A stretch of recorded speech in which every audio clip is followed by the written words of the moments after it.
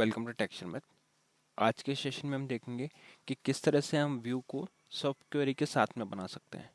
ठीक है, तो सब क्वेरी को भी आप व्यू के अंदर यूज़ कर सकते हो जब आपके पास कोई ऐसी कंडीशन है जहाँ पे आपको डेटा फैच करना है और सब क्वेरी का यूज़ करना है, तो उसके लिए भी हम एक व्यू को क्रिएट कर सकते हैं।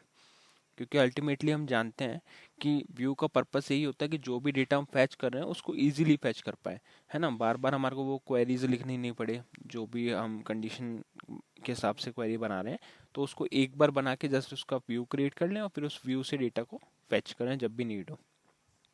तो उसके लिए अब वर्चुअल टेबल बनानी है तो व्यू को क्रिएट करना पड़ेगा और उसमें हम व्यू में सब क्वेरी का भी यूज़ करेंगे। तो दूसरे सेशन पे मैंने कुछ क्वेरीज यहाँ पे ऑलरेडी लिखी हुई है, मैं इनको पहले आपको एक्सप्लेन करूँगा। ये मैं कुछ क्वेरीज रन कर चुका हूँ और फिर हम देखेंगे कि व्यू कैसे बन रहा है। ठीक है, तो पहले हमने क्या किया, सबसे पहले हमने एक टेबल बनाया। तो create table employees, employees name से मैंने एक टेबल बनाया जिसमें पहला कॉलम रखा है एम्प्लॉय आईडी जो इंटीजर टाइप का है। दूसरा कॉलम है फर्स्ट नेम वेर केयर 50, फिर है last name where care 50, department का रखा है वेर केयर 50 और एक सैलरी का रखा है डेसिमल 10 2। ठीक है, तो ये एक टेबल हमारा एम्प्लॉय का बन गया जिसमें एम्प्लॉय का डेटा हम स्टोर कर रहे हैं। अब हमारे व्यू के लिए हम इसमें कुछ सैम्पल डेटा भी इंसर्ट कर चुके हैं।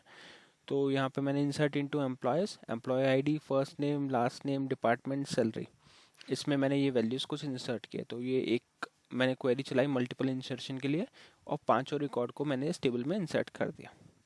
ठीक है, अब इतना मैं पहले आपको इसका डेटा तक दिखा देता हूँ, फिर हम व्यू के ऊपर बात करेंगे। तो यहाँ पे मैं करता हूँ select star from Sharmit 1/employees।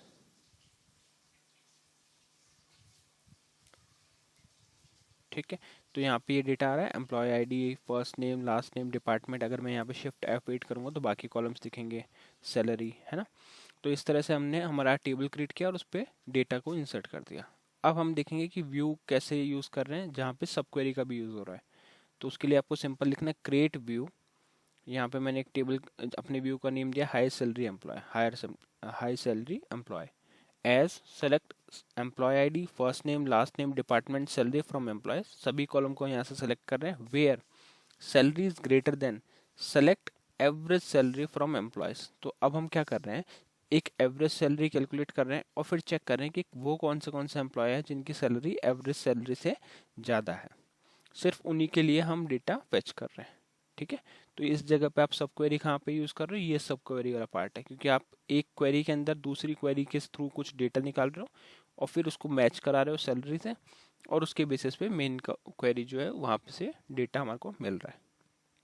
ठीक है, तो ये जैसे ये क्वेरी आप चलाओगे तो आपका व्यू क्रिएट हो जाएगा और वो व्यू सिर्फ वही डेटा फैच करके लाएगा जहाँ पे एवरेज सैलरी से ज़्यादा सैलरी उस एम्प्लॉय की, जिस एम्प्लॉय की एवरेज सैलरी से ज़्यादा सैलरी है वो डेटा ये फैच करेगा।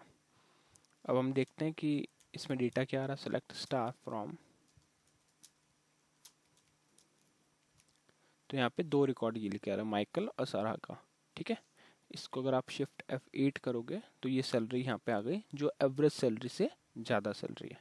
ठीक है, तो ये एक वे है जिसके थ्रू हम व्यू को क्रिएट कर सकते हैं विद सब क्वेरी।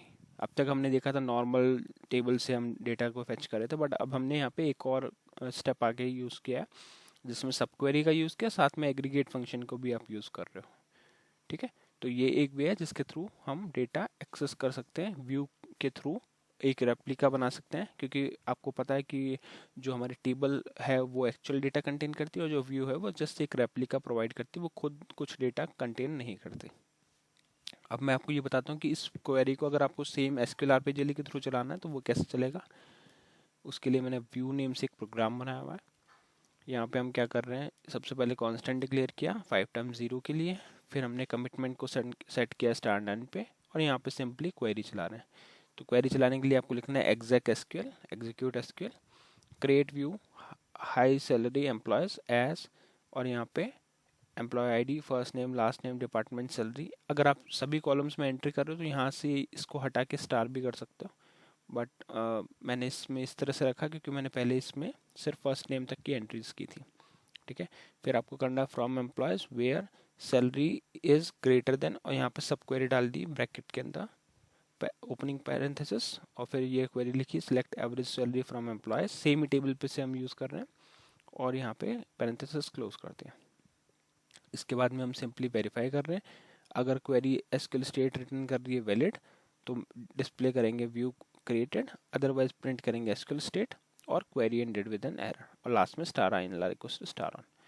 तो अभी अगर मैं इसको सेव करके कंपाइल करूँगा और कॉल करूँगा तो यहाँ पे हमारे को एक मैसेज मिला 42710 query ended with an error. ऐसा क्यों? क्योंकि ये व्यू हमारा ऑलरेडी क्रिएटेड है। तो इसके लिए हम क्या करेंगे, वर्क ओबीजे में जाएंगे और उस व्यू को डिलीट कर देंगे। तो व्यू का नेम मैं यहाँ से कॉपी करूँगा।